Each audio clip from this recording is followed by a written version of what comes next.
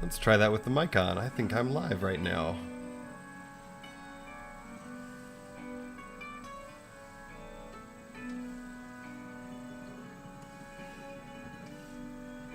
All right. There are 5 concurrent viewers. We are live. I'll turn the music down on my end as well. How are we all doing? I cannot see you, nor can I hear you. So, here's how this is going to work. I see that there are 7 concurrent viewers right now. I don't know who you are.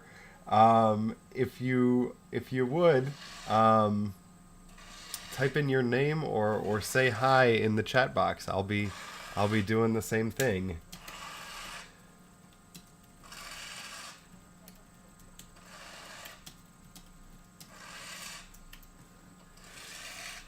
Our neighbors are working on their driveway, so I'm going to close this window because I don't know how that's picking up. All right. Well, today, this is the daily video update for the Unitarian Church of Lincoln. Today is Friday, September 4th, 2020. It is the midst of our Congregational Virtual Retreat, which we have not done before. And it's the first time I've tried broadcasting one of these live. So it's gonna be a wild ride. On the schedule for our virtual retreat, it says that I am going live between the hours of 2 and 4. So it's currently 2. I have some content planned, but if I'm honest, I'm really hoping that people have come with questions and ideas and things that they want to hear me talk on camera about in the live chat. So I'm gonna go quiet for a minute here and hope that the 7 people watching right now will drop some comments in the chat so we can get started.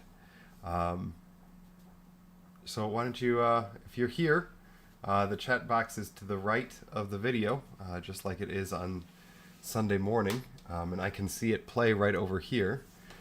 So if you would say hi to each other and to me.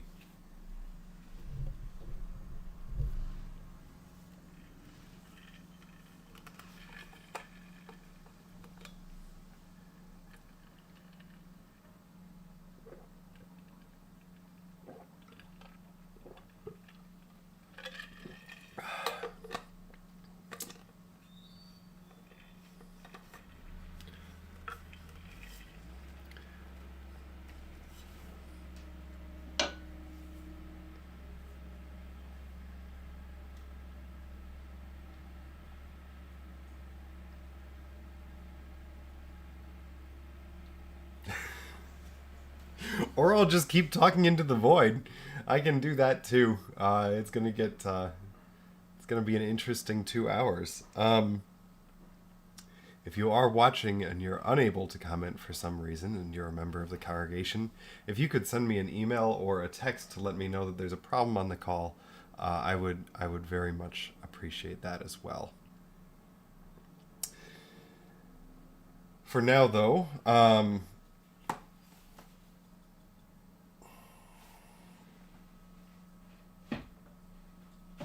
we'll start by reading.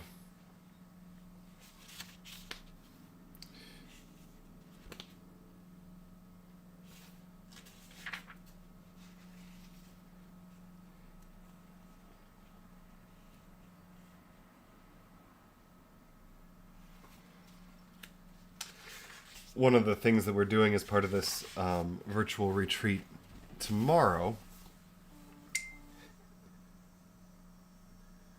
Oh, somebody texts, we're posting, but you can't see them. No, I can't. For some reason, it's not popping up. So let's see. Yeah, I just have participants listed as me. Oh, hey, there we go. I popped out the chat and suddenly you're all there. Well, that's a lot better. Hi, everybody. I was a little worried that I was going to have to just speak into the void for the next 2 hours. Oh my goodness. All right, Bob, Amy, Lori, Dory. All right.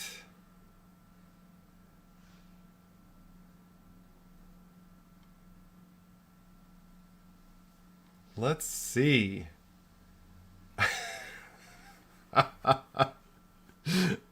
All right. Um, that's great. Yes, I'm going to take questions from the chat, Priscilla, and because I didn't see the chat, I'm just gonna start from the top and start working my way down. Or actually, I'll start from the bottom. Jen Davidson asks, "Why do you ministers say 'Blessed be' at the end of the service?" Back in the mid '90s, I don't know this whole story. I say it because David Olson said it, and that's who I learned to be a minister from. Um, but my understanding is that it comes out of the interaction between Unitarian Universalists and Earth-centered religions in the '90s. That was a different way to end a service, and an acknowledgement of non-Christian liturgies as part of ours. So for many of us, we don't just end with Amen. There are different formulations of it. For me, Amen and Blessed Be seem to be the most true to who I am. Okay, so going back up to the top, and I'm gonna just start answering questions. Lori Stratman asks, "What brought you to become a minister? What occurred that made you say, 'Aha, I want to be a UU minister?'" I really like to talk, which is probably obvious if you're watching this. And the first way to answer that is I like all the things that ministers get to do. I like the management part. I like the public speaking part. I like the philosophy and theology part of it. And so all the way back in high school, I kind of put that together and said, well, golly, I think I want to do this. And I went to my minister in Binghamton, New York, Douglas Taylor, who's still there. And I said, "Douglas, I think I want to be a minister." And he looked at me, who was all of 16 at the time, and he said, "If you can do anything else, do that first." And so then I spent about a decade trying to do everything else first. I went to school and started as a pre-law student at my university. It was small enough that there wasn't pre-law. So if you were a pre-law student, that meant you were a double major in philosophy and political science. And the philosophy department was cross-listed with religious studies. So my first semester of college, I took a modern religious thought class. Katharina von Kellenbach taught it. And we read Leonardo Boff, Martin Luther King, Teilhard de Chardin, Mary Daly, and who am I forgetting? Oh, and one other. And by the end of the class, I had switched to study religion. And then I had another couple of years of trying to figure out if I was going to do the ministry route or not. And to make a long story short, I eventually ended up going to seminary in my mid-20s. I had decided against it, actually, after a long period of discernment. I had decided I was not going to go to seminary. And I joined the Unitarian Church in Baltimore, and the aforementioned David Olson was talking with me and asking how I got there. And in the course of our conversation, I said, I've thought about going to seminary, but I decided not to. And he said, you will. If you've thought about it as much as you already clearly have, then you will, either next year or 10 years from now. And indeed, he was right. 3 years after that conversation, I walked into his office and said, can you write me a letter of recommendation?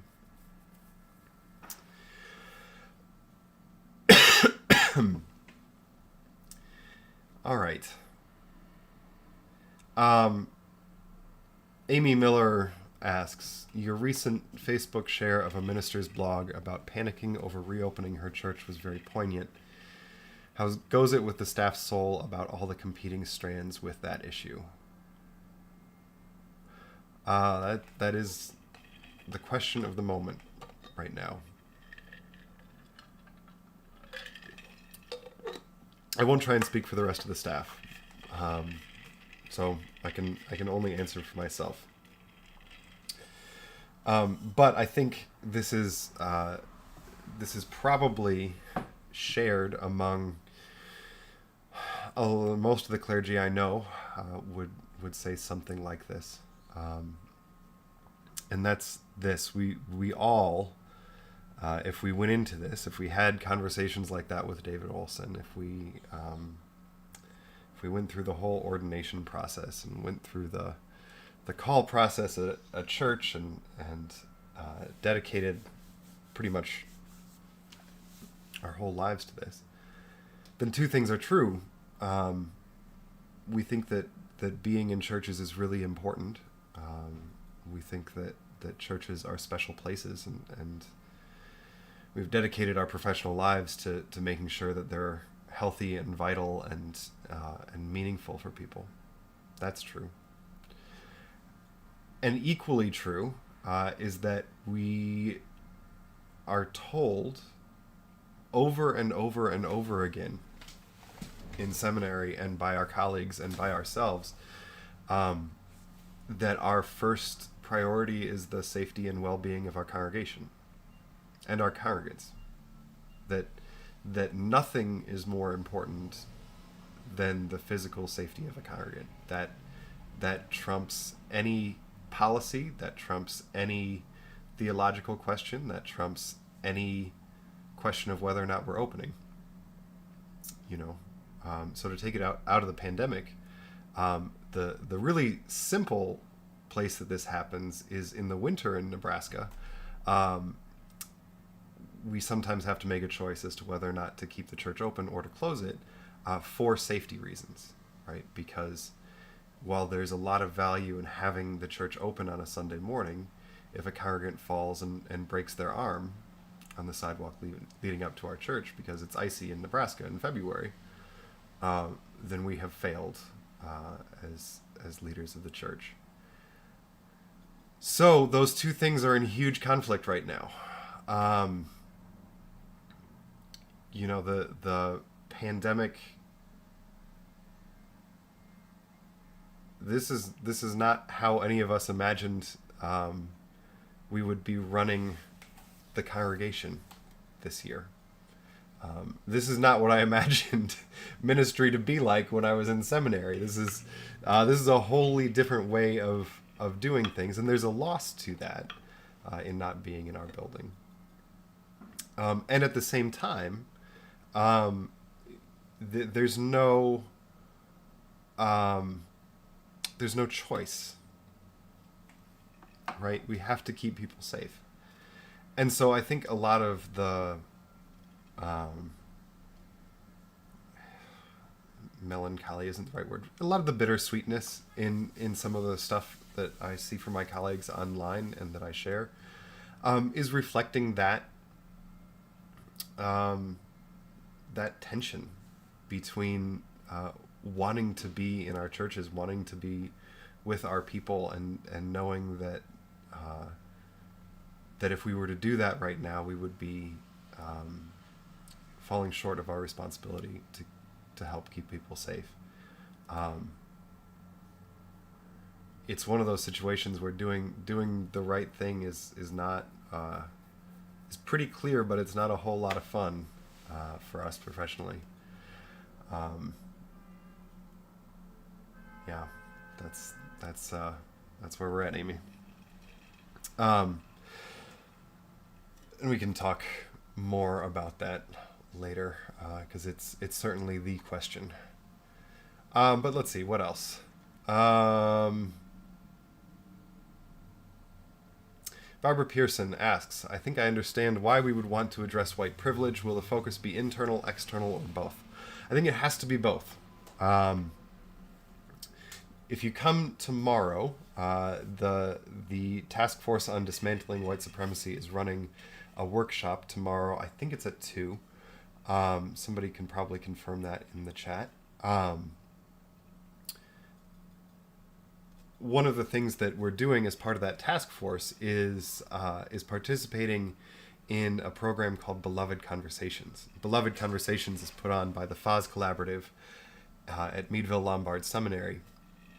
And it's the seminary's program for looking at issues of race from a particularly Unitarian Universalist lens. It had been an in-person workshop and then an in-person class over 8 weeks. They, like much of Unitarian Universalism, have spent the summer dreaming up how they're going to do it, so it's now an online program. It's going to be launching in October.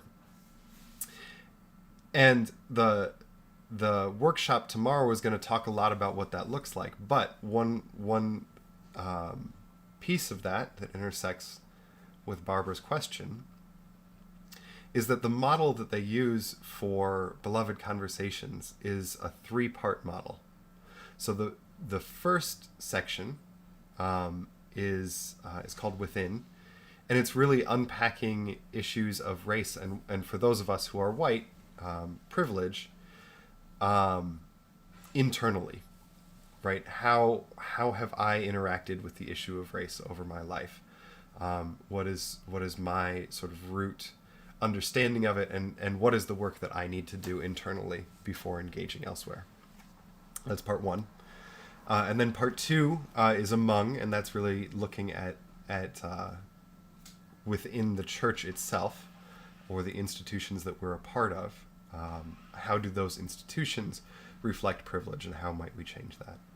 And then the third part is beyond. So is going beyond the bounds of our community to say, how do we affect change in the broader world? I think that's a really, really compelling way to structure that work, because I think we get into trouble sometimes when we jump to the changing the world without doing the internal work that we need to do. And we also get caught up sometimes in the internal work so much that we never actually affect change in the world. So to actually structure it so you're moving from one to the other is I think really, really smart. So we'll start with internal work, and then we will move from there to the external. And then Barbara asks, follow-up, also, how will we be able to tell if what we do is making a difference?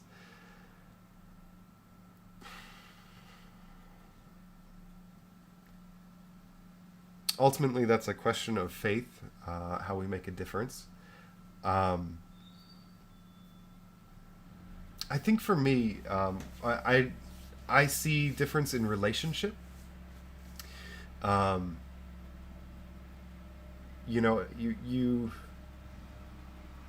We're not a policy group, right? We don't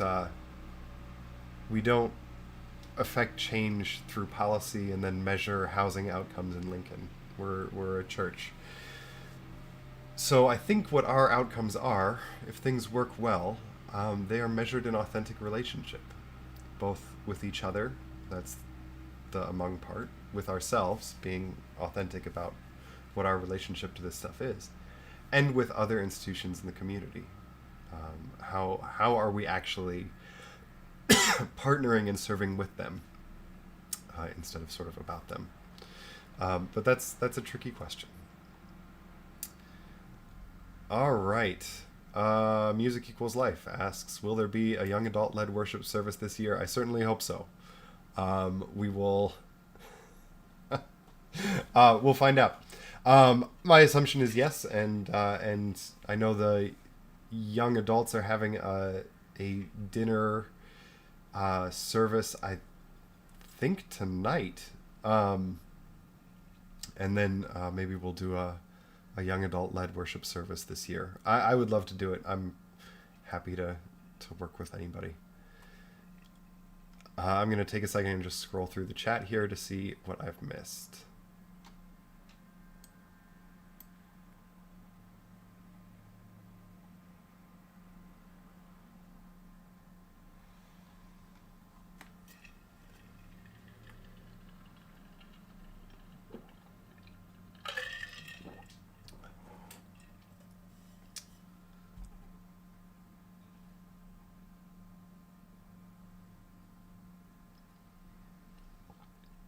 Oh, there are some good questions here. I was pretty worried when we started this, and especially when I didn't have the chat set up right, that it was going to just be me spending 2 hours reading the phone book. So I do apologize that my answers are going to be a little behind when you ask them, because I'm going to try and take them in order, and there's a lot here. All right.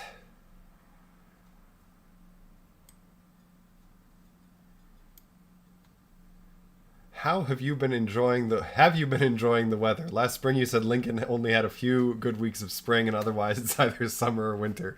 Hopefully this summer has been better for you. It's been fine. It's hot. Stacy, who might pop in for a guest appearance in a little bit here, loves the hot weather, and so I've been loving the hot weather with her.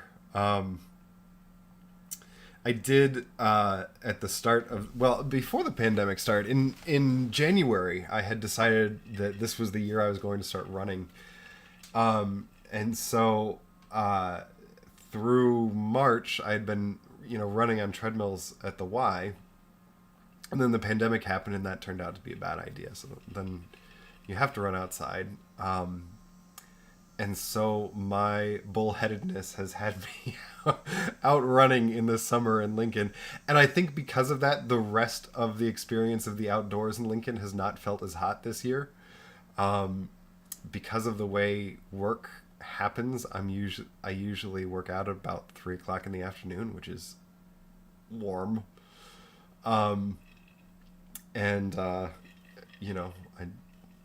go through a couple gallons of water a day and just get used to it.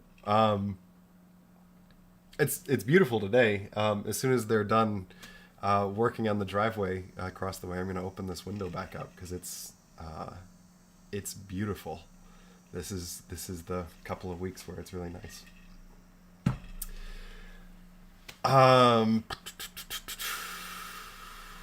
Circle of Worry could be a punk band filled with empathetic rockers. Yes, it could.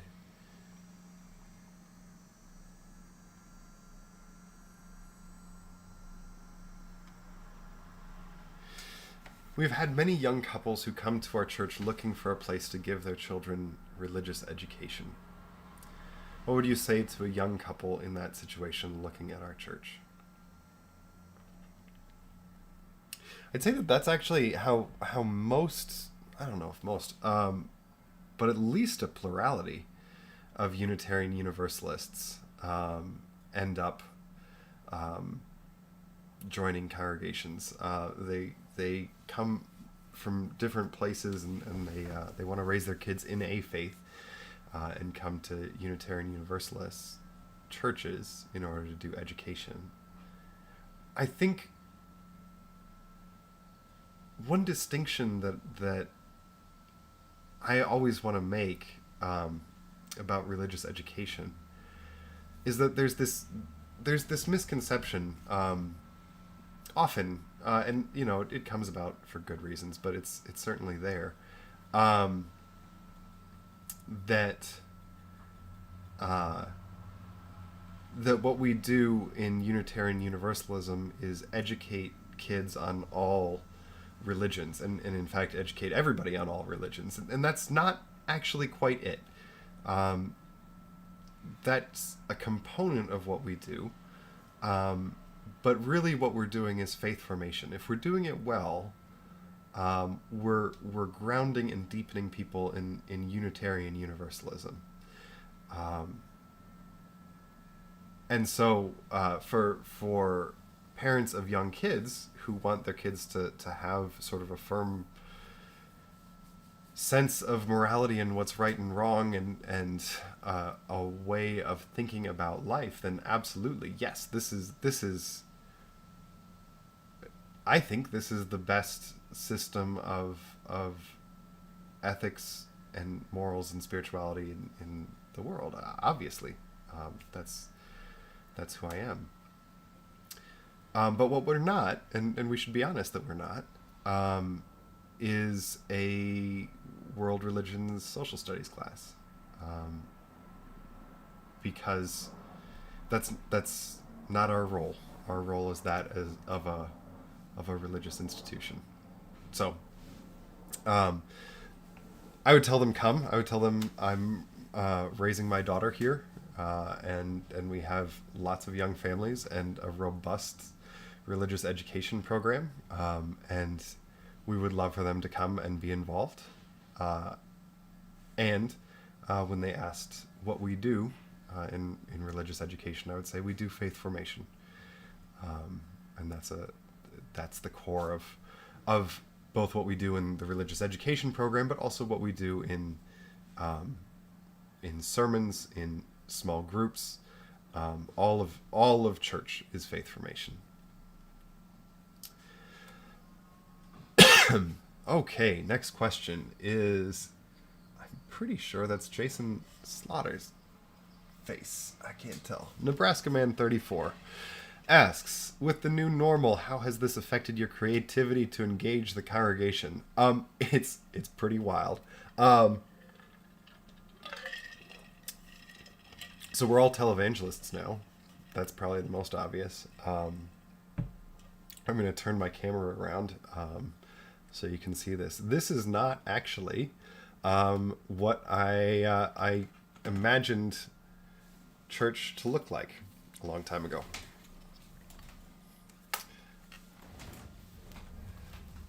And voila. So,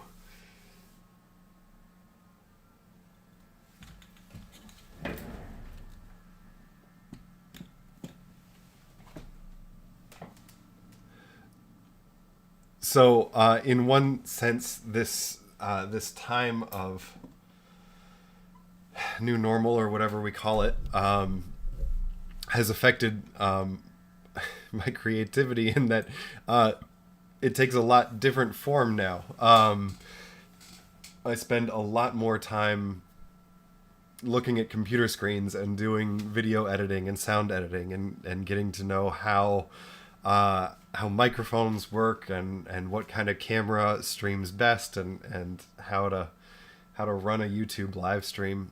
It's a different creative outlet than ones that we've had in the past. It's also a different creative outlet in the format of worship, which is really interesting to me, because there are things that you can do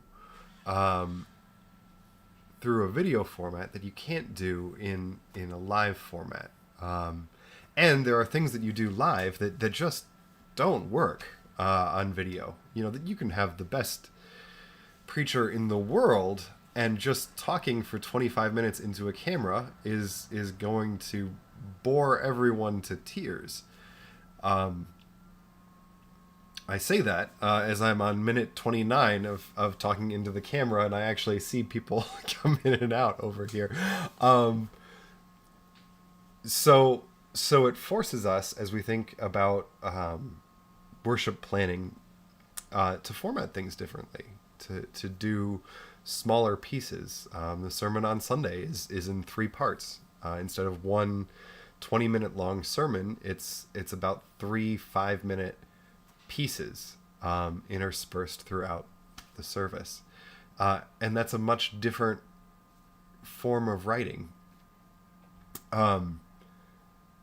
It has its challenges, but it's fun to work in different formats. And so in some ways this has felt like a very creative time for me. it's also true. Stacy jokes. She's on the call, so she'll appreciate this. That that often when I get stressed, I get some kind of gadget to work on and figure out. And so in some ways, this time has just played straight into that for me because, I get stressed and I'm like, all right, I need to figure out a better camera situation than my webcam. So if you look back in the daily updates, you can see where that happened. It was mid-May. It was as we were getting ready for General Assembly. I don't know. I can't focus on this big task, so I'm gonna figure out a new video editing software and see if that'll help our production values. And so so it's been a very stressful 6 months. So there's a lot of new gadgets. There's also bikes, which maybe we'll talk about. Stacy is simultaneously, I think, appreciated and laughed at my constant tinkering with our bikes out in the garage to try and get them working after several years of rust and disuse. All right. Try the saxophone sometime. It's expensive and will consume your whole life. Yes. Stacy also does very helpfully point out when I fall short. So here's a good example of creativity. So when I'm writing for in person, often I would preach to Stacy if I had a sermon that I really wanted to get right. I'd sit down on the couch with Stacy and I'd run through it and she'd say, oh, here's a couple places that you might change things. And now,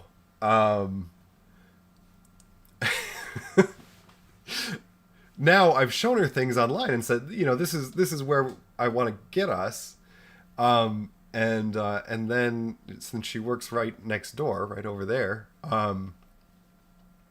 I'll wander in and knock on her door and say, hey, can you take a look at this, and see what you think? And I'll play it, and it'll be some new way of doing video editing where, the cuts are a little different, or the titles are a little changed, or I've added a music underneath the track. And about 3/4 of the time she just kind of looks and then slowly raises an eyebrow, and there's a pause. And I go, oh, I'm not there yet.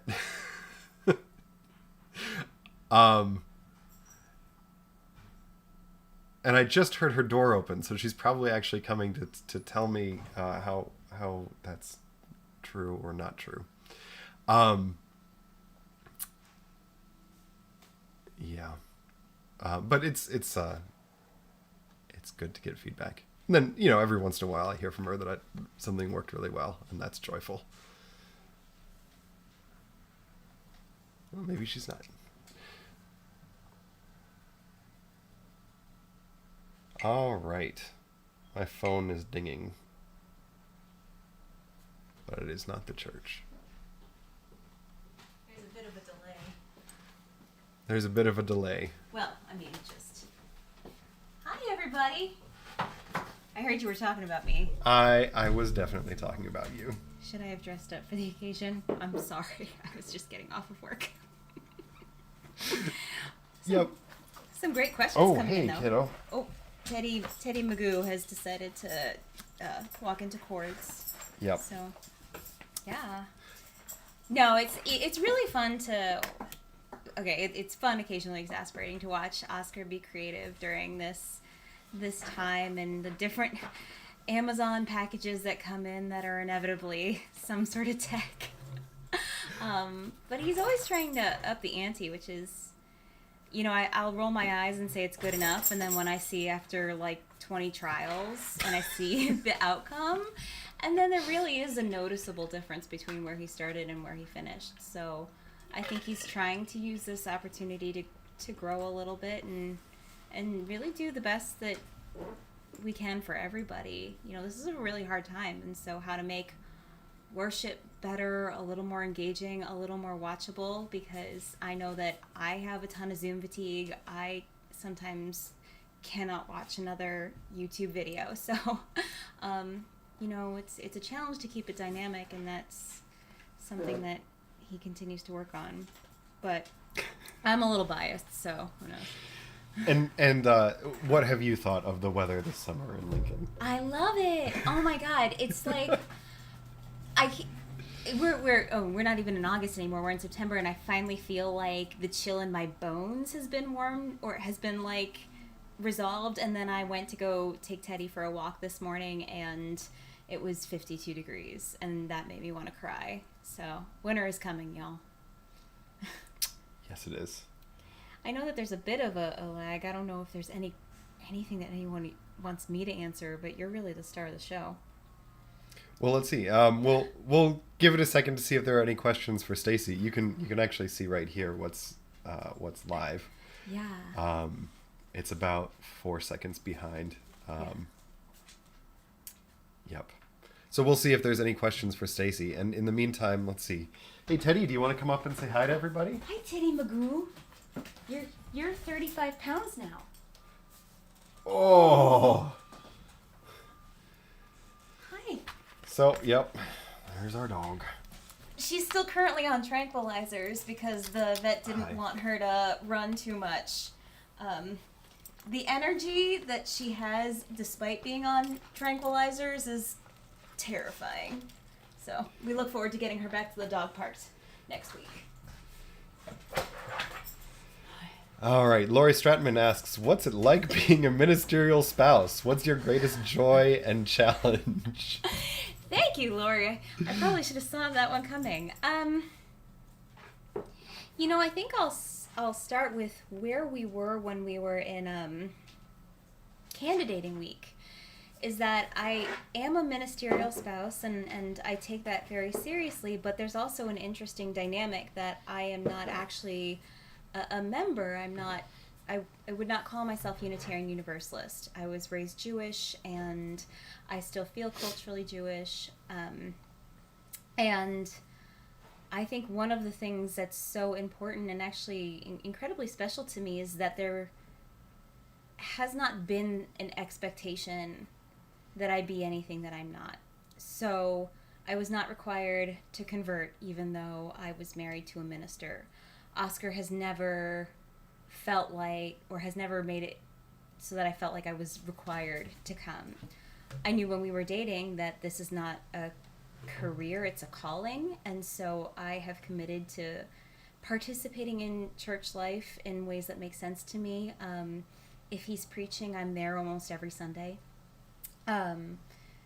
But the fact that that's something that I want to do rather than something that's required of me just makes it lovely and manageable. I also think that it's been really manageable because I was told when he was in training that while it is not an expectation in Unitarian Universalism for the minister's spouse to be involved, there are some congregations out there who do kind of require it, do have that low-key expectation. And I have never, ever found that to be the case at UCL. I think just the way that you accept Oscar on his own terms, you accept me on your own terms, and that's incredibly special. I think I've said special like 8 times. So, you know, I think in general, it's been, you know, really, really okay. You know, this is Oscar's first call, and so I think I have a sample of one in terms of how that works, but it's really been an amazing experience, and, you know, I get to be a part of this vibrant community, and I love that there are so many opportunities to get involved that I can find the ones that make sense for me. Being with A Street, doing this bike tour, which if you haven't registered, the deadline is tomorrow. I don't know if you already reminded. I haven't of that. talked about that. Okay.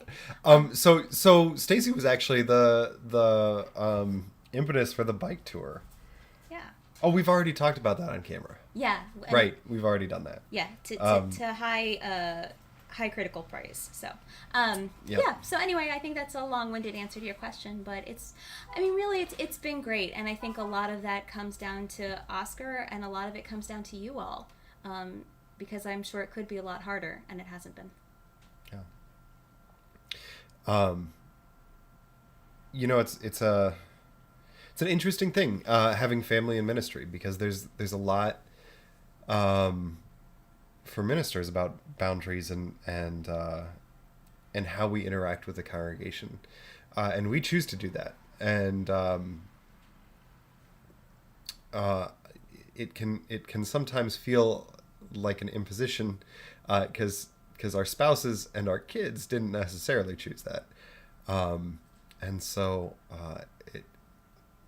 I am also very appreciative of how well this congregation does with respecting boundaries between our family's life and my professional life. It doesn't happen that often that I have to say, like, this is a thing that needs to be not shared with the congregation, but every once in a while, and it's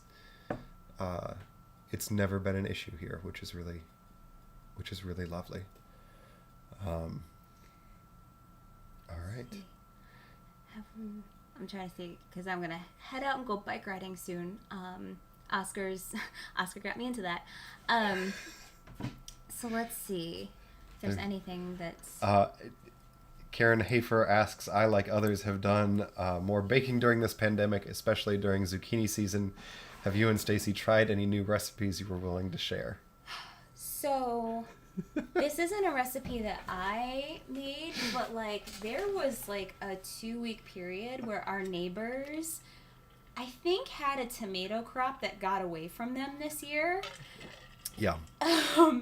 And so every day they were coming to our door and delivering pounds and pounds of tomatoes. It was alarming. It was like 5 pounds of tomatoes a day. Yeah, which, fortunately coincided with when his parents were here. And so they made this tomato pasta.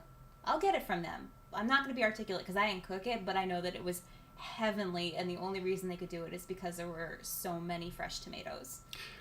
Yeah, it was just 10 pounds of fresh tomatoes and balsamic vinegar and a little bit of olive oil and garlic just roasted together for an hour and then served over pasta. But was there green peppers too? Maybe. Yeah. Oh. As a garnish, So though, it good. was basically just the so tomatoes. Yeah. I've been trying to figure out charcoal grilling all summer because somebody on 4 legs destroyed our gas grill earlier in the summer.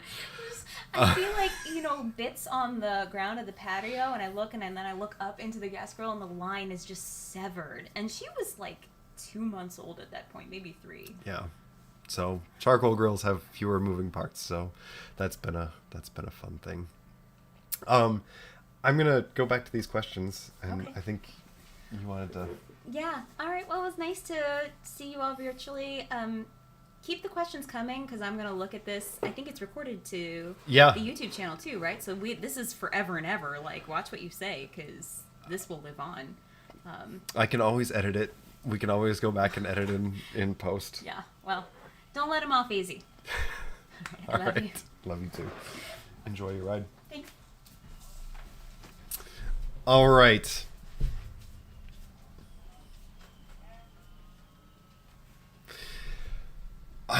Let me get situated here for a second and see where we're at in the chat box.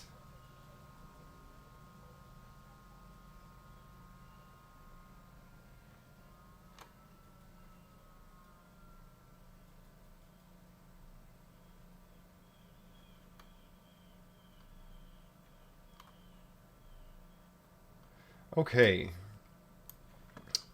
Priscilla asks, regarding the Buddhist meditation class, is there a Christian meditative history outside of seminaries? Why has Buddhist meditation been the meditation that helped meditation gain followers in the U.S.?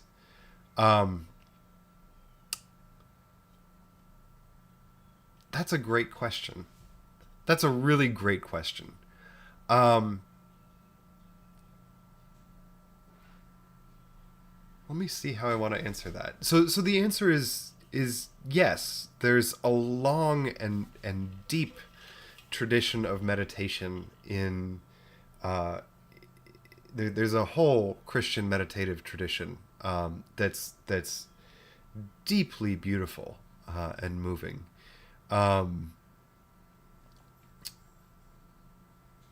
It's often associated with religious orders, with monasteries, and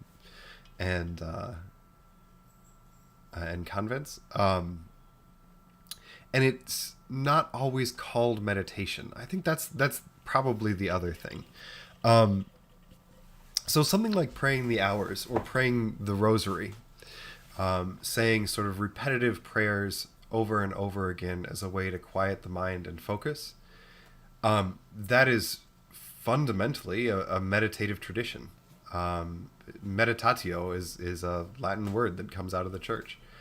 And so you have this long tradition, but it's associated with a very particular kind of Christianity. Not everybody's a monk, and it's only been in the last generation or two that some of that Christian meditative tradition has started to enter into the mainstream. There's a movement, I guess mostly of people half a decade older than me. A lot of Gen X folks are involved in what's called the new monasticism, and so there's a generation of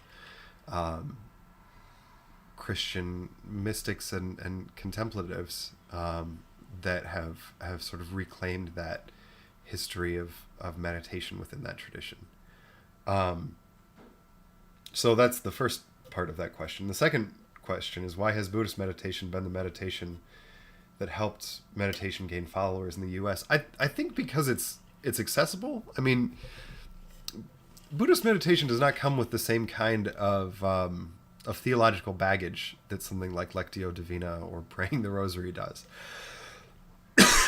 Mindfulness does not require an understanding of theology. It requires an understanding of your breath and the space that you're in, and you can then add a whole lot of theology to it, but it's relatively theologically agnostic, and I think that's helped it gain traction in this country, especially as the role of the Christian church has fallen.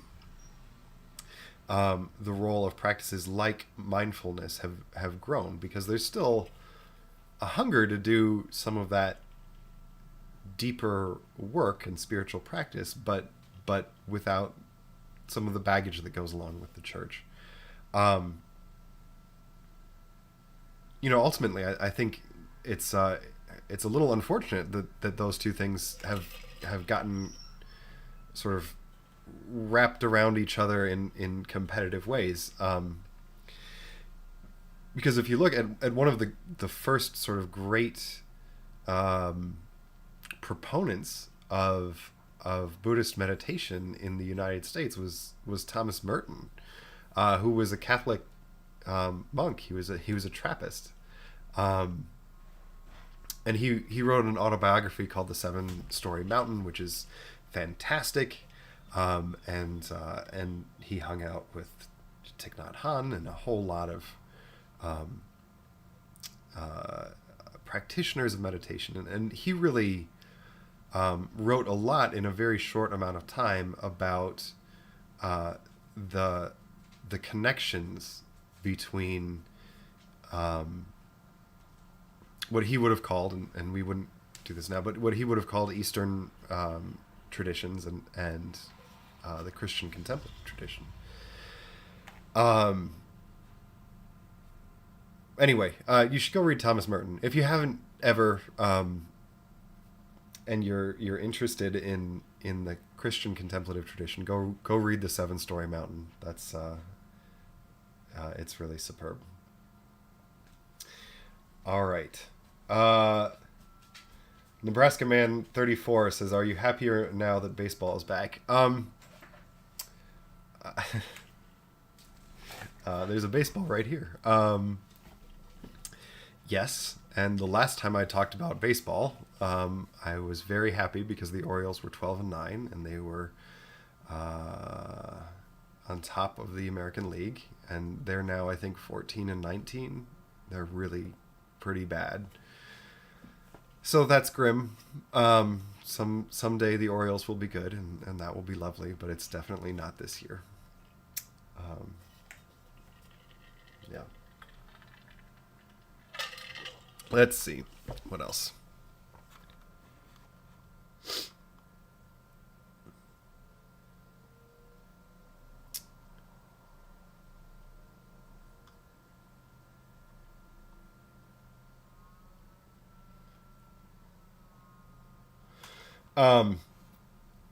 I'm interested in the Bible study for skeptics who pray. Does one need to sign up for that? If so, how and where? It doesn't need to sign up. You just come. We'll do more about it when we get closer. But the short version is Sadie Lansdale and I are both serve on the board at the Unitarian Universalist Christian Fellowship. And at our annual meeting, it came up that this was the time to do a UUCF-wide Bible study because we can pretty easily on Zoom in ways that we haven't been able to before and have a national audience. So we're going to do that this fall in October. You don't have to sign up in advance; just come to the first one, and we'll try and get a sense of who's interested from there.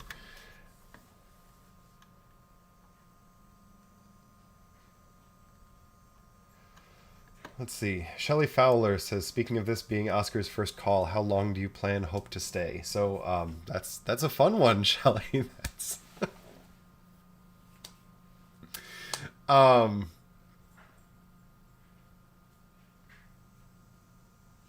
median length.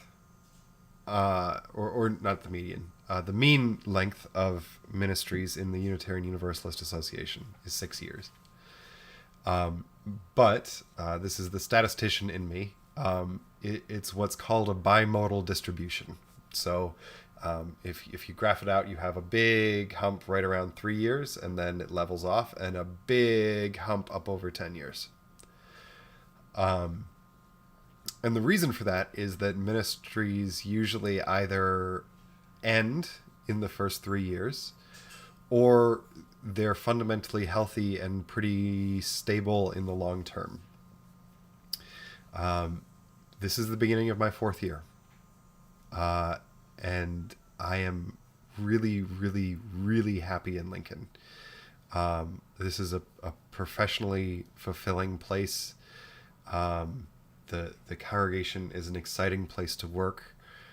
Both Stacy and I love living here, which matters a lot because ministers' spouses are really important in that conversation. Our daughter really likes it here and is going to start school in the Lincoln Public Schools pretty soon, or in a couple of years. Yeah, that's where I'm at right now. Is I think we've pretty conclusively proved that this is not going to be a short ministry, because it's already past that 3-year mark, and it seems to be pretty healthy, and I love it here. I was asked that question when we were in Search 3 years ago when I was coming to Lincoln. How long do you think you'll be here? And I said calls are like marriages, right? So a successful long marriage, the story goes, it's not one marriage, it's about 3 or 4 7-year long marriages, just to different people, the same individual, but with different personalities each time. And I think the same thing is true of long ministries. the ones that are really the ones that I aspire to. Let me put it that way. The long ministries that I aspire to, the ministry changes over time. So the church that you're serving when you've been there 15 years is not the same church as when you started, and you're not the same minister. Again, we're sitting here doing a YouTube live stream, so the church has changed pretty fundamentally since I started. And so this is Stacy's line, but this is a church that has reinvented itself several times over 4 years, and I think will continue to do so, and that really makes me really excited and optimistic to see what this looks like over time, to see what we might do together here in this city. Yeah. And it's an ongoing conversation, always.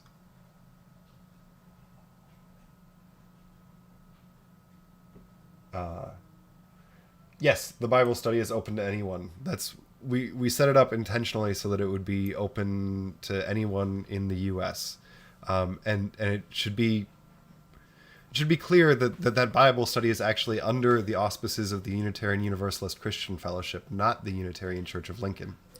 And so Sadie and I are running it in our roles at UUCF, not in our roles as the minister in Lincoln and Greensboro, North Carolina. Because the feeling is that the Christian Fellowship nationally probably has an audience to do a large Bible study that we couldn't, we just don't have a critical mass for in any one UU congregation. Okay.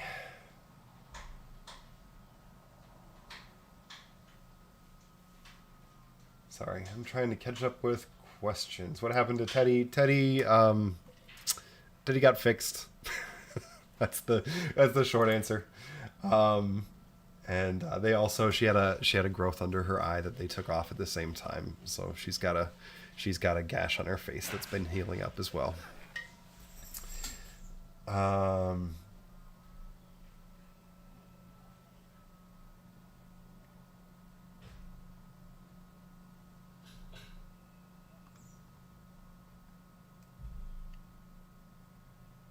Okay, lots of light puns, fitting metaphors.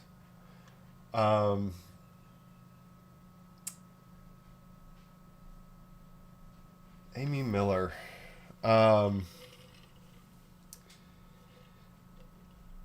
Amy Miller asks,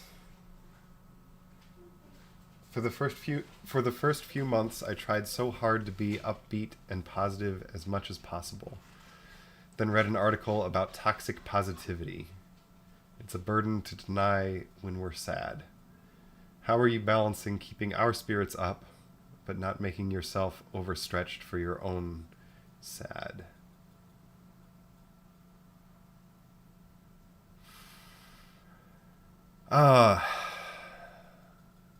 Yeah. So this is one of the reasons churches are really important. They are not places that are solely about the upbeat parts of life. They often are. We come together to celebrate. But this is one of the reasons why I will never call Sunday morning a celebration. And why, for me, when I die eventually, it will be a memorial service, not a celebration of life. Because churches are a really important place to acknowledge when we're frightened or sad or angry. They're a place where you can hold all of that, and they have to be.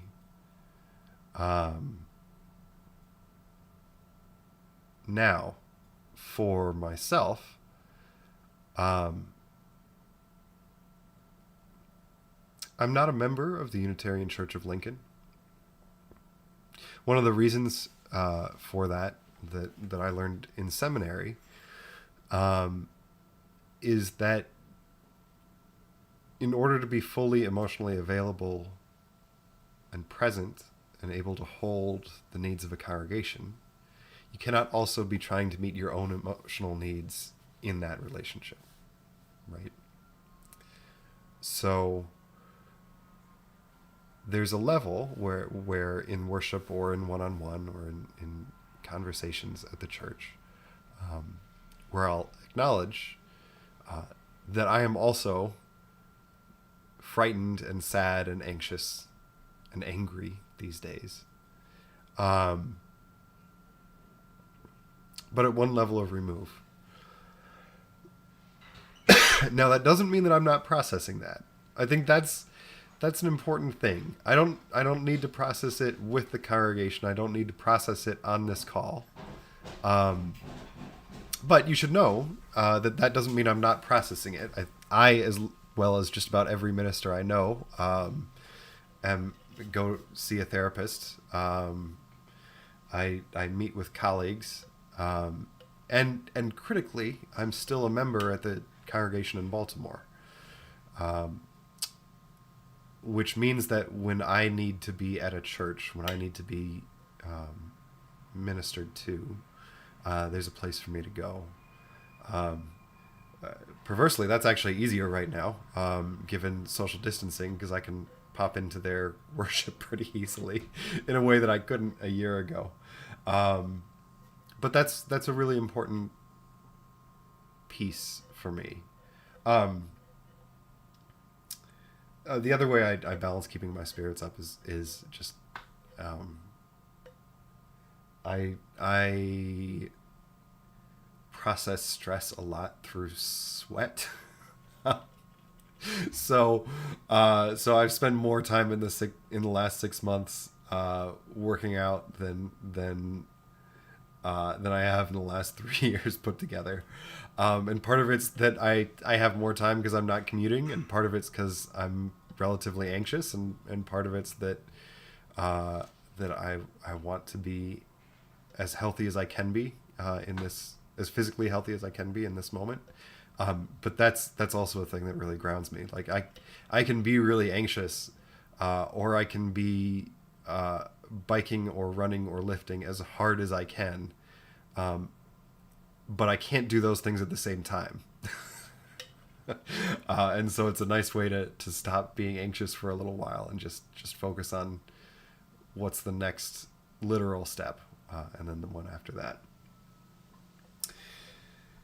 Barbara Pearson asks, what has been your most memorable home fix-up project since you moved here? There have been so many. Our house is, is intense. So probably something with the electrical system. Most memorable. Yeah, most memorable was probably getting the dryer installed. And this was when we first moved in. We got a new dryer, because the guy that we bought the house from, when we bought the house, we thought a dryer was coming with it, and then we moved in and there was no washer and dryer. You just taken them, and like changed it in some of the selling documents between when it was listed and when we bought it. It was a whole thing.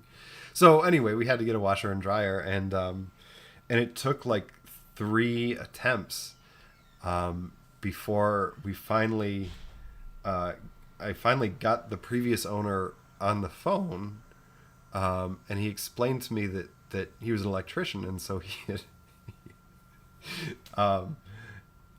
had put in an outlet for a range, like a stove, for the dryer, and then daisy chained a range cord into the back of the old dryer, because really the voltage difference doesn't matter that much, and that code is not that important. It'll work anyway. And that was the point when we got a real electrician to come out and fix it, because at that point it was beyond my capacity to fix. Yeah, that was fun. That was fun. But there have been a lot. All right.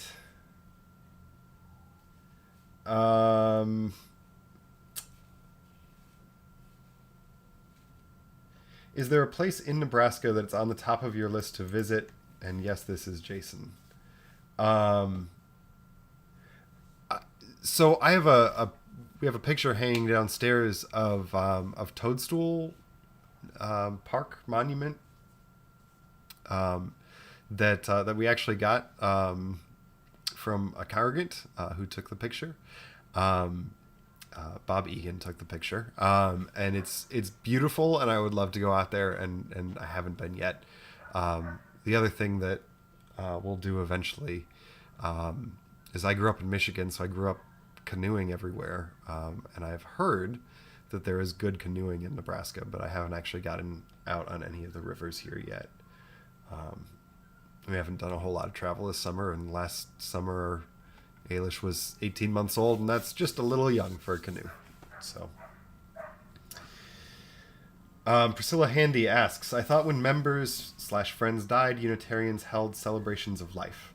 Is that not the case at other UU churches? Can the event be either a memorial service or a celebration of life? Yes, it can be either. And truly, I have a personal preference for my own that I referenced earlier, but it really comes down to what the family wants. Celebrations of life are just that. They are taking a life that has been lived and celebrating it. Traditionally the difference between a memorial and a funeral is that usually at a memorial the body isn't present, and at a funeral it is. And so in my time here, actually, I've done both of those.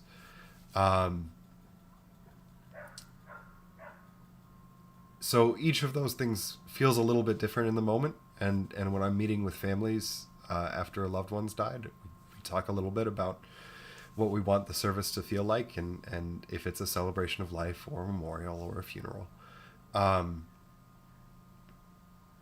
I'll say that what I tell every family that I meet with when one of their loved ones has died is that every service, whether we call it a memorial or whether we call it a celebration of life, has elements of grief to it. We often want to jump to celebration, but to lose somebody is to grieve. I mean, we loved the person. That's why we're the ones organizing a service for them. And so it's right to acknowledge that grief. And so usually we start out with the heaviest parts of the service and then end with the most celebratory, and how you balance out those two things determines what you call it. But yeah, either way works. Karen Hafer asks, what is on Ailish's top bedtime story list? Currently The Cat in the Hat, actually. We just introduced that to her about 2 weeks ago, and I think I've read it 7 of the last 10 days at bedtime. She's a big fan of that book. There's also a delightful book called We Don't Eat Our Classmates. That's also a favorite. Which someday when we get back into the church and don't have quite the same copyright questions, I will almost certainly read that as a time for all ages, because it's this amazing book about Penelope, the Tyrannosaurus Rex's first day of school. And Penelope, the Tyrannosaurus Rex, shows up at school on the first day and discovers, to her surprise and somewhat horror, that all her classmates are children. So she eats them because children are delicious. And then her teacher tells her that we don't eat our classmates and she needs to spit them out. And there's a lot of conflict about whether or not she's going to eat her classmates. And her classmates don't like her because she keeps eating them. And then she decides to make friends with Walter the goldfish because that's the only person that will make friends with her. And then Walter the goldfish bites her because dinosaurs are delicious. And then Penelope Rex realizes through the magic of empathy that school is not very fun when somebody's trying to eat you. And so she no longer eats her classmates. This is what passes for fine literature in the Sinclair household. It's a really great story and a really good good story for having empathy and not, biting or hitting or doing whatever preschooler or kindergartner gets into. Goodnight Moon is also a favorite. Although Goodnight Moon is a favorite, we've also family members have given us copies of Goodnight Nebraska and Goodnight Maryland, and I gotta say, Goodnight Moon, the original, is still the best.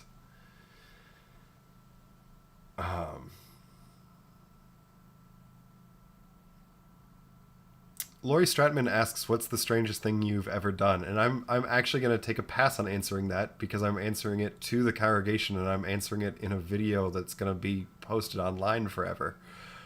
So you'll forgive me if I choose one of the strange things that I've done, but not probably the strangest. Let me think about that one for a little bit. Michael Reinmiller asks how my parents are doing. They're doing well. They're in upstate New York. They are. They're doing well. They both work for universities. Dad works for Binghamton. Mom works for Cornell. And it's a weird time because the semester is starting up, and much like here, they're trying to figure out if they're going to be online or hybrid or in person. And so that's pretty intense. We are talking, it does sound like they're going to come out for an extended period of time this winter. We tested this out over the summer to see if all four of us could work from this house, as long as we're all working online and as long as we're in the midst of a pandemic and need for people. Okay, so I'm guessing that the video just died. So here's what's going on. My camera just ran out of batteries. The mic is still running. So I'm going to switch to the webcam real quick.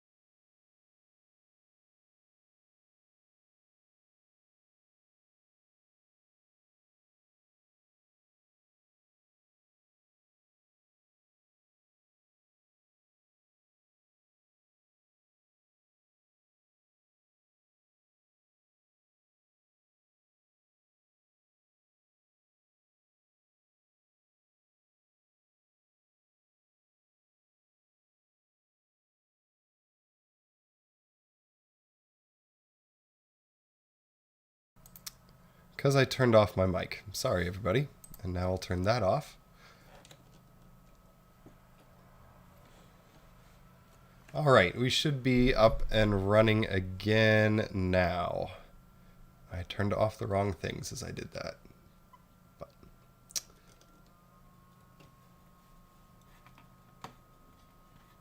let's see.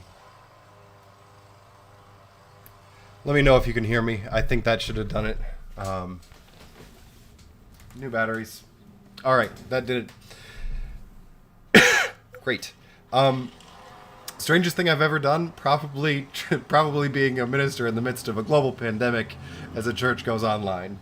Let's just call that what it is. All right. I think I might be caught up on questions.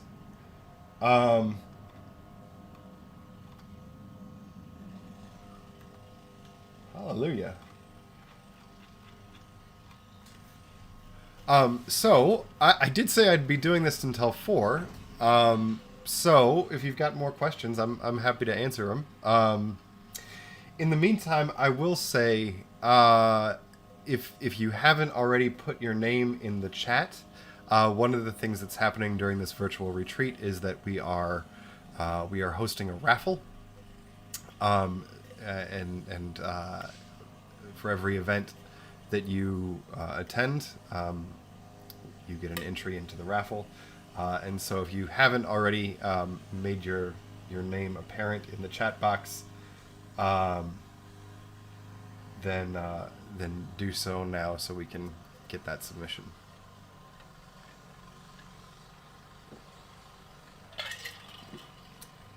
Karen had a question about renewal of vows. Right. All right, let me find that. Have you ever done a renewal of wedding vows ceremony?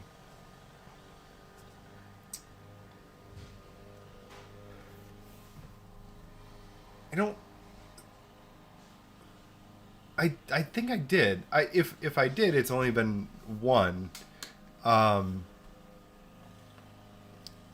Not for any particular hesitation, but just because they are relatively rare, but they're lovely to do. Yeah, I think Jennifer and Brower and I did one jointly in Long Island. I was trying to remember if that was a renewal of vows, or it may have actually been a legal wedding for a couple that had been together for like 25 years and had decided to get married.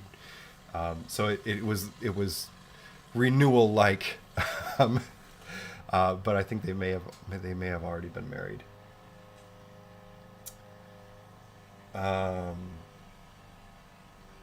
What is the airspeed velocity of an unladen swallow? Well, I'm pretty sure African swallows are faster in a dive, whereas European swallows are a little bit faster, just in a flat sprint.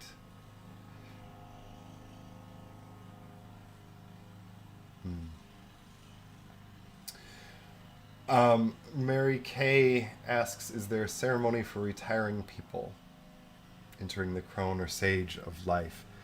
So many people, particularly men, struggle with retirement that this might be particularly helpful. Yeah.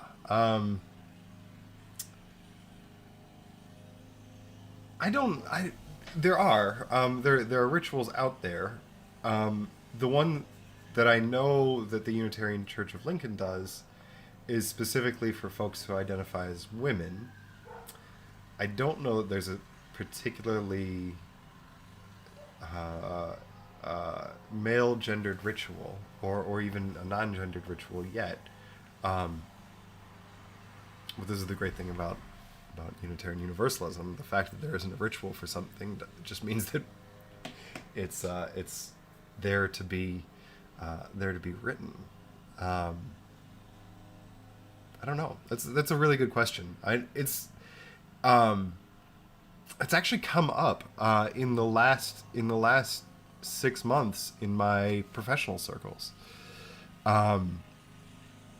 because we had a whole bunch of ministers who were scheduled to retire in the spring of 2020, who moved online in March, and then weren't able to do the traditional sort of leaving your congregation rituals at the end of the year, and so they've been trying to figure out how to mark that transition in their lives, and their congregations have been trying to figure out how to mark the transition, and it's complicated because making that transition without ritual of some kind leaves it feeling unfinished. And Joanna Fink says, I was asked to do a saging by a man, which I wrote, but he backed out. So there is a ritual out there, and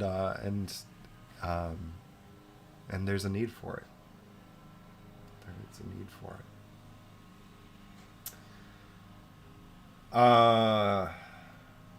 Evelyn asks, why did Wednesday's paper run an article speculating about whether or not we will hug each other after the virus is over? Must we stress about that now? I haven't read that article, so I can't comment on it specifically. I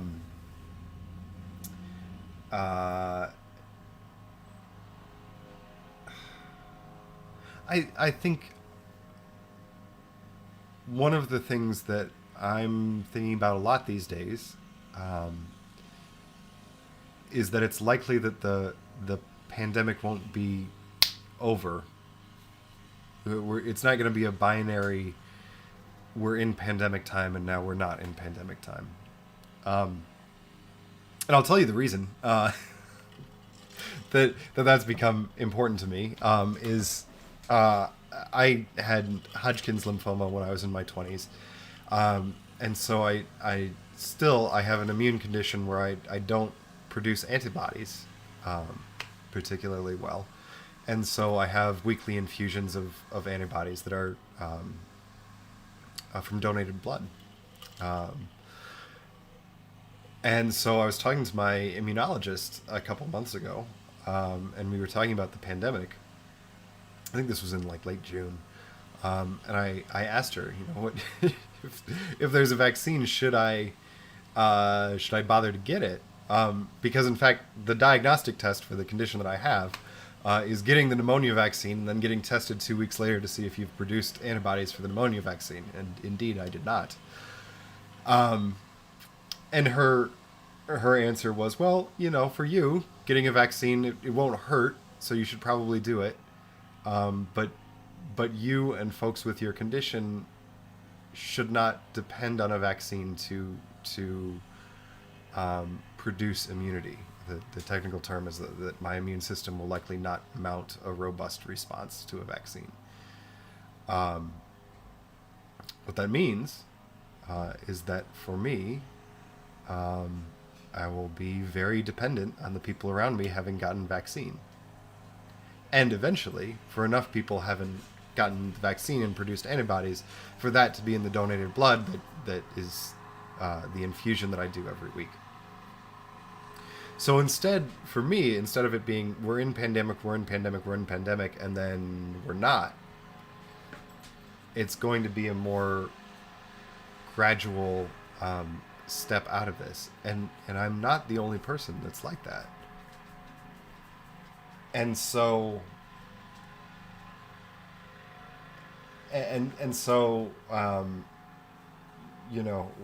whether or how we hug each other or do things when the virus is over, I think all comes down to managed risk and consent. And the good thing is we're really good at consent, right? This is I was in the first cohort that did OWL, back when OWL was a brand new thing 20 years ago in Unitarian Universalist circles. The OWL's our whole lives. It's a comprehensive sexuality education program, and the thing that it stresses is consent. That you always are pretty brutally clear in your communication of what you're comfortable with and what you're not comfortable with in sexuality, and within the boundaries of consent, there is not one right or one wrong way to do sexuality, so long as you are between consenting adults. And that's a really great lesson for pandemic time in general, and especially as we come out of it, is the question is going to be, how do we communicate the levels of risk that we're all comfortable in taking, and do it in a way that if somebody says, I'm not comfortable giving or getting a hug right now, we say, that's fine, that's great, that's the level of your comfort. We've got the tools for that. We're just going to be applying them in different ways. And I'm sure we'll talk more about that as we get further into that.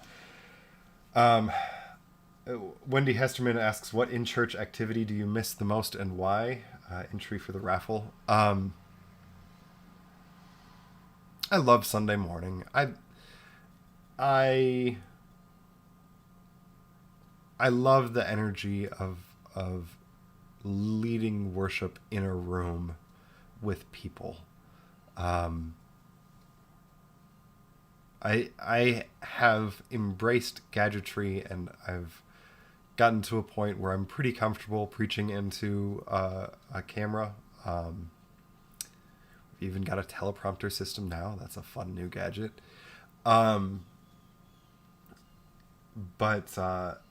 actually, I tell you what I missed. This was in a sermon a couple years ago. The thing that I love, one of the many things, but the thing that I love most about the Unitarian Church of Lincoln is the amount of laughter in worship. That one of the things that's really noticeable to me when I go and guest preach somewhere else is I'll give the same sermon that I preached in Lincoln, and in Lincoln I know where people laugh. Like there are lines in it where people laugh, and occasionally I'll go somewhere and I'll say the exact same thing, and the room will just be dead.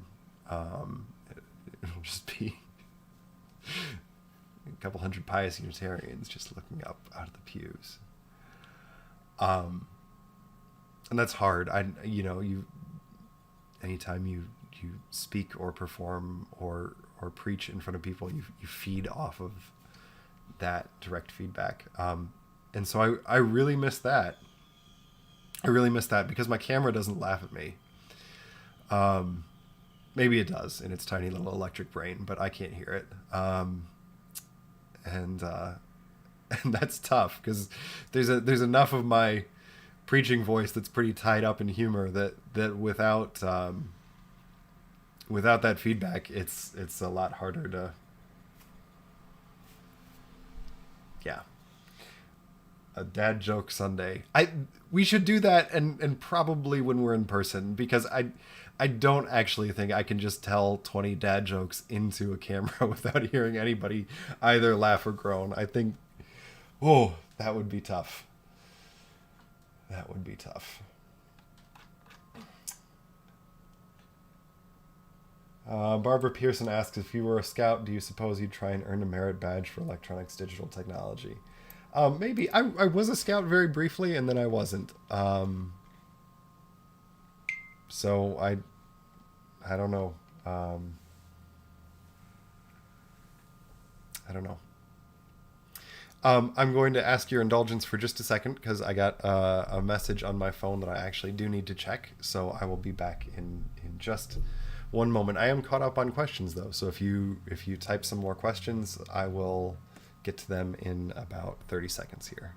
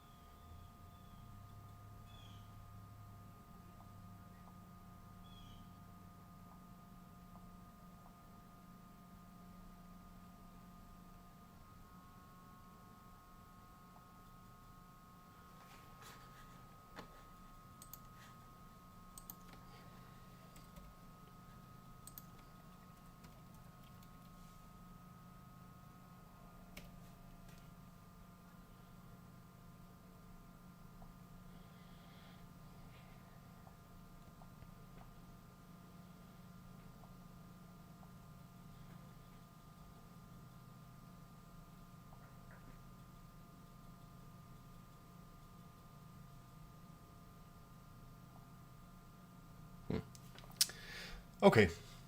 Um, so that was a true 2020 interruption. You might notice I have a little bit of a cold. My nose is running, and I woke up the other morning with a scratchy throat. So 2 days ago, I went and got a COVID-19 test, and I'm still awaiting the result. So that ding was a message from my doctor, but when I opened it, it was a reminder to get my flu vaccine. So, um, nothing to see here. I'll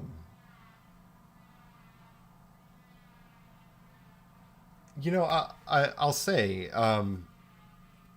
one of the things that's been real present for me in this pandemic since about June. I realized that a lot of this feels familiar from the time that I spent in the Peace Corps, which was during the height of the HIV epidemic in Southern Africa. And so a lot of the messaging about knowing your status and getting tested early and often, and communicating what your infection status was, and what kind of risks you were comfortable with and not comfortable with.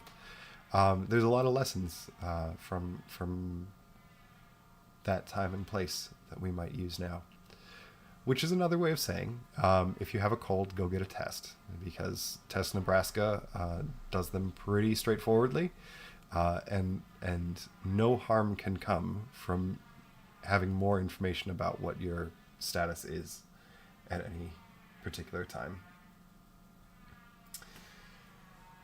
All right, more questions. I think Dory Bush had a question you missed about worship. Let me go back and try and find that.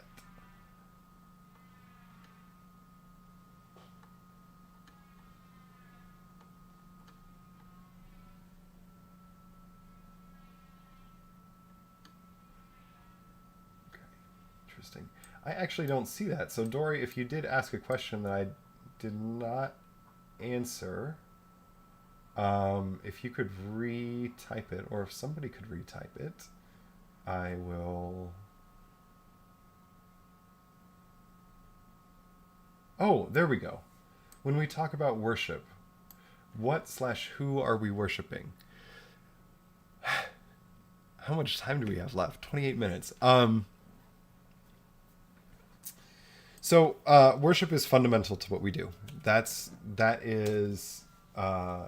is true of Unitarian churches. That's true of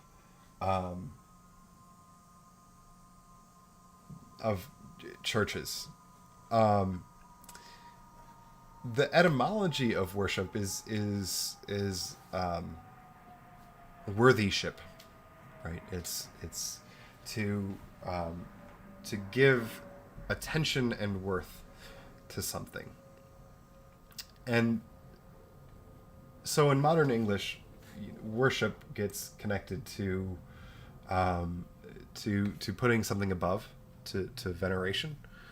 But if worship was veneration, we would call it veneration, right? It's actually not that. So what we're worshiping, what we are giving meaning to and worth to, I think varies within the congregation. I think there are a lot of different answers to that question. I think, to me, the closest it comes is that worship is a time where we pay attention and give worth and meaning to the fact of human life, and the sheer beauty and terror of being alive. I mean, to be human is to be fundamentally aware that we are alive, and that someday we won't be. And that existential question, whether you answer it through language of God, or through language of impermanence, or through language of humanism, it is a question worthy of attention and meaning making. And so in that sense, I have no compunctions about using the word worship, because it's what we are giving our highest attention to in that moment. And if you ask 5 Unitarians that question, you'll get 12 answers.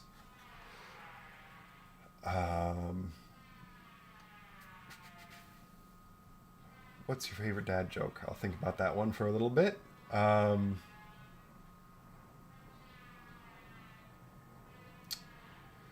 is your sister, and is she able to use her degree?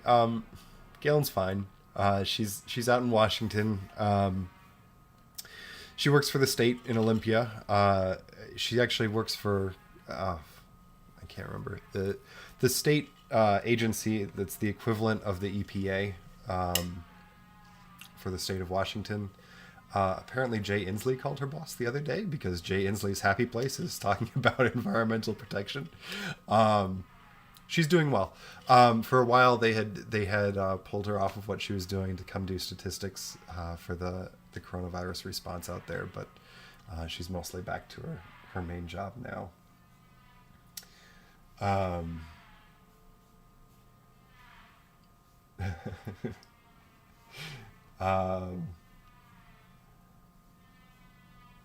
If on Sunday one wants to attend 2 sessions that are at the same time, will they be recorded? I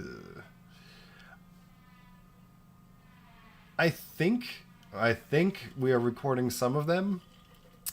If there's one that you particularly want to go to and are worried about missing, send me an email, or better yet, the primary contacts for that workshop that are listed in the schedule, and they can answer whether or not we're recording it. I think at least the Task Force for Dismantling White Supremacy is going to be recorded. I can certainly record the Psalms workshop. I don't know about the other ones for sure, one way or another.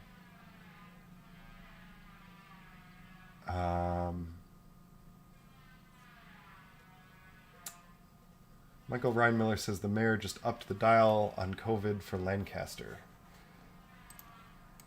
That is unsurprising, given where we're going.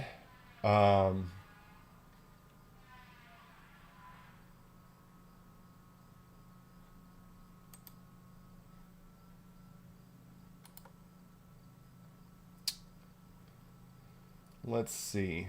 Let me just check and see where it is right now.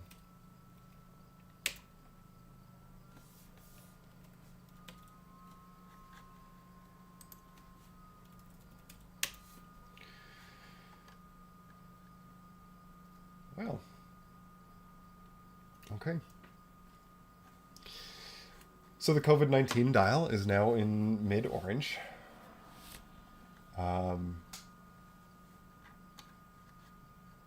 Honestly, I think there's a compelling public health case to be made that it should be in red right now, but I recognize that that's a huge decision, so they may be taking it one more week. But the short version is stay safe, everybody. I don't know how to share my screen right here, but let's see.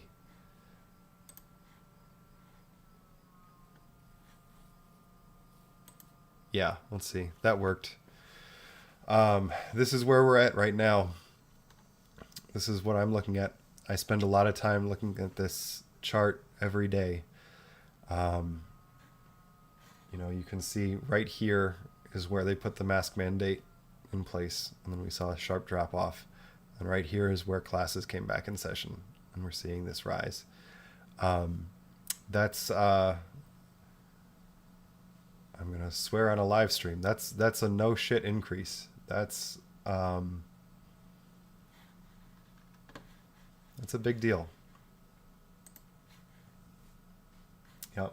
So we're gonna continue to watch numbers carefully. The health department's been in close contact with churches as well as just about everybody else in Lincoln about what they're doing, and we'll do the best we can to weather this. It is really important, and I know folks at this church take this seriously, but it is really, really important to take this seriously. If you're out in public, wear a mask. If you're thinking about going to a restaurant or a bar, think real carefully if you want to go inside. The only way that those numbers come down is through collective action and collective responsibility. And I know that's the thing we talk about as Unitarian Universalists. It's a thing we're going to talk about a lot this fall, but it's rarely quite as obvious as it is in this moment.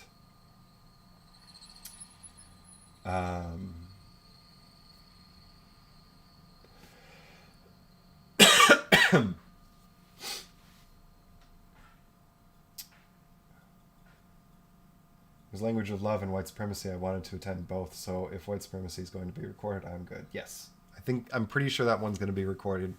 If anybody from that task force is in the chat, they can confirm. I think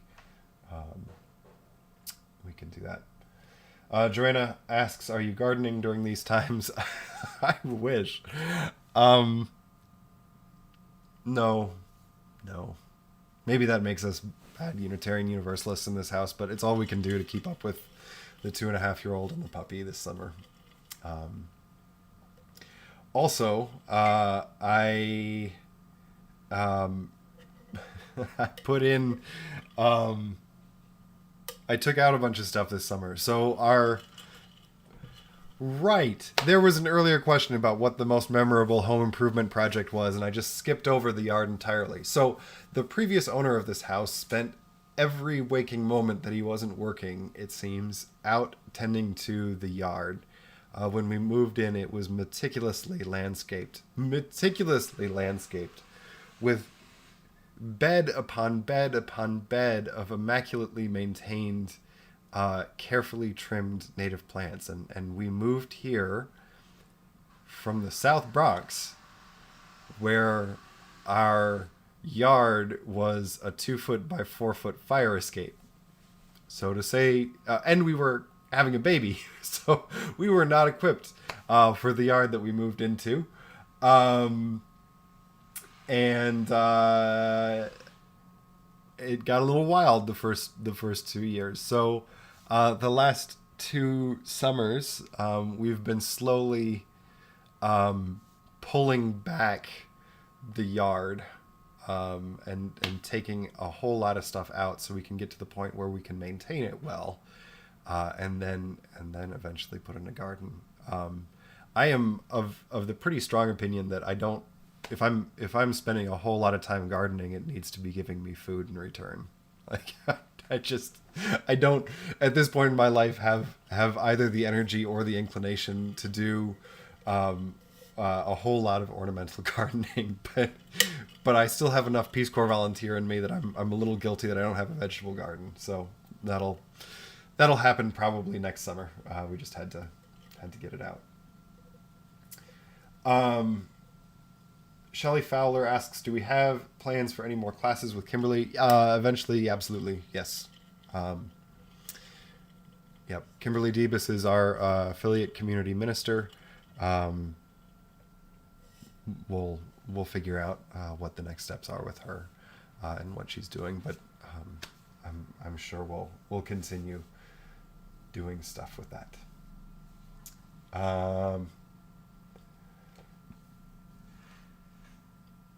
Bob asks, favorite book, album, or movie? What media are you leaning on during all of this?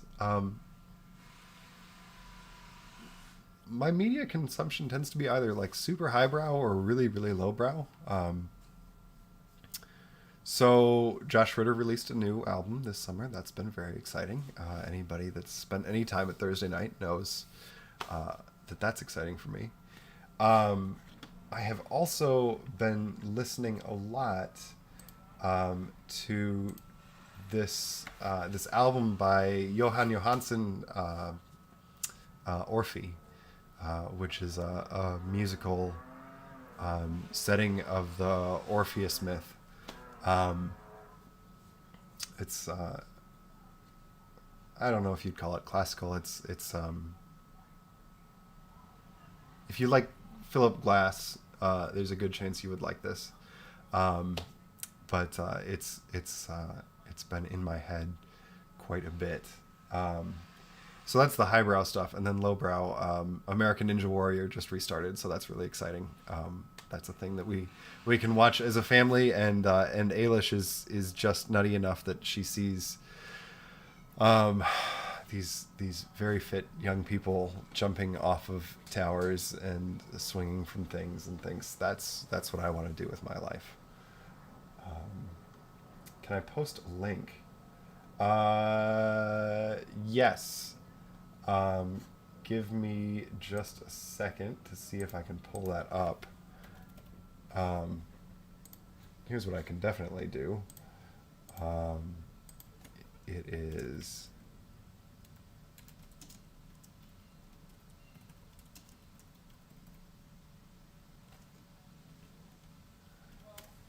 So that's the name of the album. He's probably better known as a composer of film scores. If you saw the movie Arrival, he did the music for that. So a lot of sort of minimalist compositions. But while he was probably best known for film scores, he's got this long career as a composer outside of that. I just don't think independent classical music pays quite as much as composing for Hollywood. He also, unfortunately, this was his last album. He died relatively recently. But it is a really beautiful album if you've got some time to sit back and listen to it.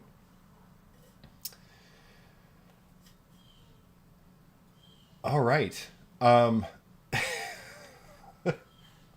Let's see. I think I'm once again caught up. And there's about 13 minutes left in this live stream. I can't believe I've been talking for 2 hours. This is I was trying to figure out what book on the bookshelf behind me I was going to pull out and start just reading from. If nobody came. I had a couple prepped. So we're doing I'm doing a class on the Psalms tomorrow as part of this retreat. So I've gotten out a couple different translations of the Book of Psalms, and was going to start working through that. I'll say this goes back to an earlier question. I think it was Priscilla's question about the connection between Buddhism and Christian meditation. This particular translation by Norman Fisher.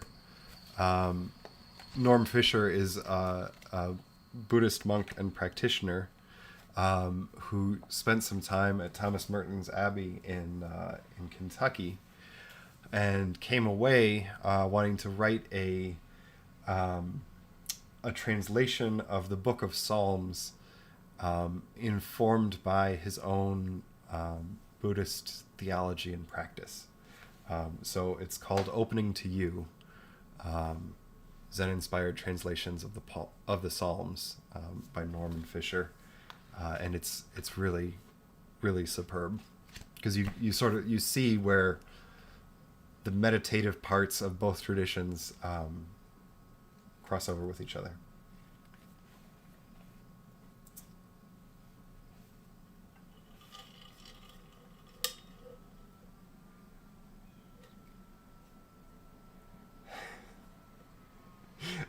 Karen Hafer says, I'm reading Potluck to the kids on Sunday. They are then to name a food they would bring to our virtual one that starts with the letter of their first name. What food would you bring? The first thing that came to mind is okra, but I don't think that would make me very popular at the potluck. Neither would octopus. Doesn't do very well reheated. Neither of those do very well reheated. Okra, octopus. Ossobuco. There we go. There we go. We'll go all Italian. A good big piece of long simmered meat. Ossobuco. There we go. Or oranges. That's a better idea. Thanks, Michael. Wow. Oranges and Oreos and olives. So I would be terrible at that. I am terrible at that game. Wow. Okay.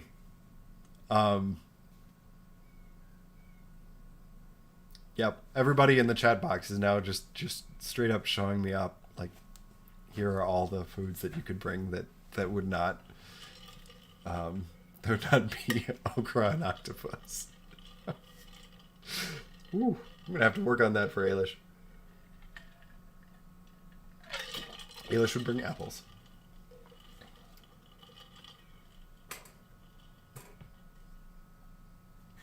Am I regretting doing this now? This was a lot of fun. I mean, I think I started out. I think one of my first things was I like to talk, and this has been an opportunity to just talk for 2 hours straight, and I don't get the opportunity to do that often these days.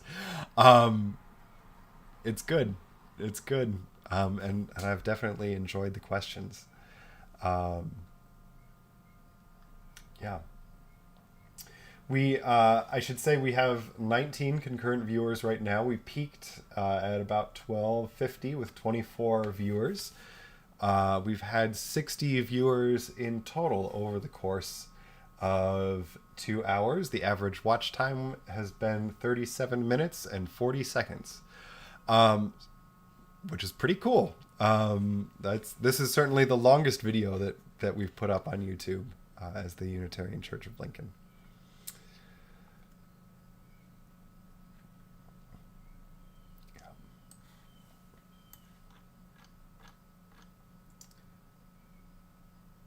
Tanya asked me to mention that they have tons of okra if you like it and want some.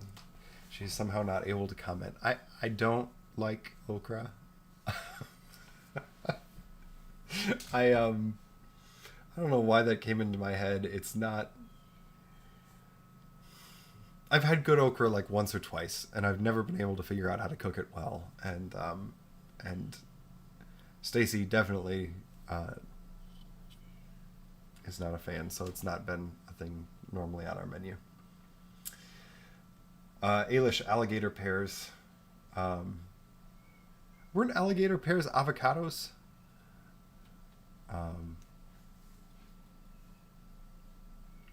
This is going to be real interesting to see the playback for eventually. I've been trying to say people's name in the question that they're asking. I think I was better at that early on. Now I'm just talking. Bob Hewson says nobody does like okra. That's why Southerners fry it. Yep. Also true of oysters and Marylanders.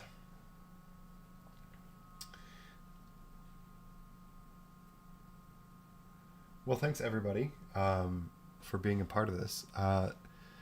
There's about 6 or 7 minutes left in this live stream. So if you haven't asked anything or said anything in the chat, now's the time to do it.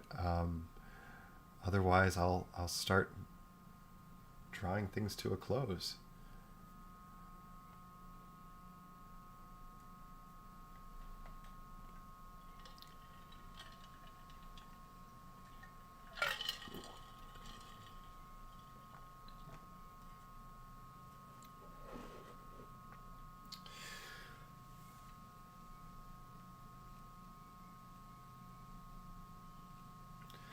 So over the next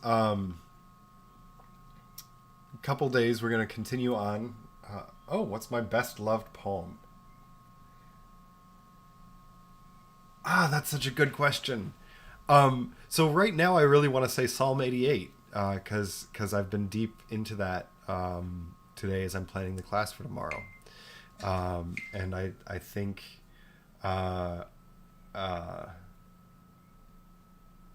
I think that's where I am today. Over the last 10 years, probably Seamus Haney's The Cure at Troy, which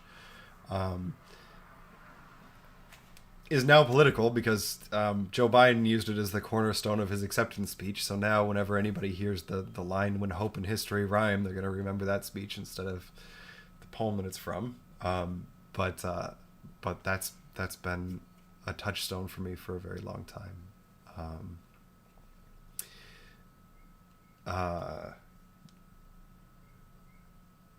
And anything Victoria Safford writes. Victoria writes as much in prose as she does in poetry, but she's the minister at White Bear Unitarian Universalist up by the Twin Cities, and her prose has the rhythms of poetry. It's just I don't know just about anybody else that can write like her, and I certainly, on my best days, I can write sermons for months and get like 2 lines that are as poetic as she drops, every paragraph. and so I don't know if there's a single piece by her, but oh yeah, there is. The poem about "Let us plant ourselves at the gates of hope." That was we did at my ordination. I'll look that up. We'll end with that, actually. That'll be good.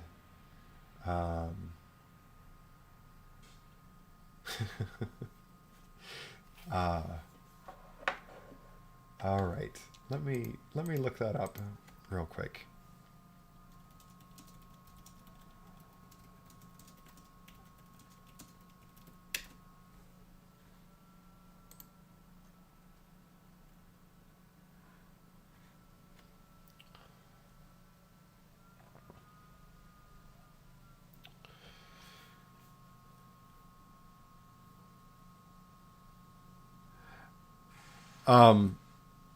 Yeah, Jean asked a riddle.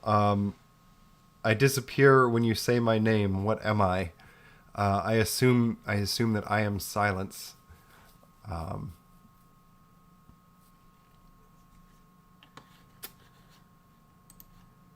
right. Well, as we draw to a close, thank you all for participating, for commenting, for every way that you've been a part of this. Do continue to come out to the stuff for the virtual retreat. I think tonight we have both a dinner event for young adults, as well as a game night this evening. It does sound like the game night that Jesse was running didn't have as many people sign up for it as we hope, so we may do that another time. But there will still be a game night that Lewis Helms is hosting on Zoom. So with that, we'll draw things to a close. And we'll draw it to a close with this poem by Victoria Safford. We read it, the last time we read it at this church was at my ordination. Our mission is to plant ourselves at the gates of hope, she writes. Not the prudent gates of optimism, which are somewhat narrower. Not the stalwart, boring gates of common sense. Not the strident gates of self-righteousness, which creak on shrill and angry hinges. People cannot hear us there. They cannot pass through. Nor the cheerful, flimsy garden gate of everything's gonna be all right. But a different, sometimes lonely place. The place of truth-telling. About your own soul first and its condition. The place of resistance and defiance. The piece of ground from which you see the world, both as it is and as it could be, as it will be. That place from which you glimpse not only struggle, but the joy of the struggle. And we stand there, beckoning and calling, telling people what we are seeing, asking people what they see. And that was The Gates of Hope by Victoria Safford. Alrighty. Well, it is now 4 o'clock. I am going to close out this live stream. Thank you all for participating. Thank you all who are watching this whole thing after it's been live for whatever reason. And I will see you over the course of the virtual retreat in the next couple days. Have a great night, everybody.